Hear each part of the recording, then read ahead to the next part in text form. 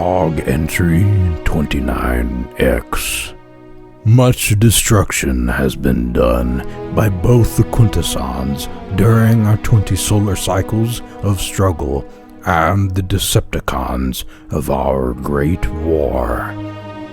Going through passageway after passageway, one sees the ruin of battle. But I have observed several curious anomalies, and not just because of the Jedi's ways of the Force. This city appears to be healing itself. It is almost as if the city itself is alive. Grimlock's power is an ominous force to be reckoned with, and for this reason, he inspires great confidence within the ranks of Autobots. But what few appreciate, and what many Jedi are often concerned about, is the source of that power: rage. Grimlock's unfettered anger represents as much danger for the Autobots as it does for the Decepticons. Much like when the Allspark was launched to keep it out of Megatron's hands in Helix, some argued that I should have split the convoy of Energon on its journey to Autobot City. However wise, there is no time. The transport, though heavy and cumbersome, is our best hope. In the meantime, I wonder how the Decepticons will respond to their leader being pulverized. I, since the one called Starscream, has been waiting for this opportunity to reassume command of the former High Guard. After countless megacycles of war with both the Quintessons and the Decepticons, I have faced no harder decision, given no more difficult order than this. Effective immediately, all Autobot soldiers are to retreat their positions and gather at Iacon.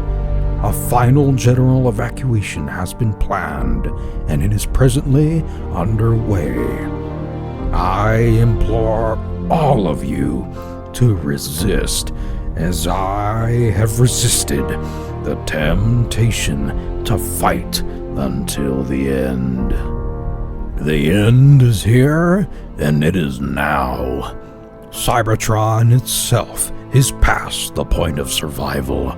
The future of the Autobots and any surviving Jedi lies beyond these war-torn lands, and that future must begin now. I look forward to the honor of serving each of you again aboard the Ark. Until then, may the Primes watch over you.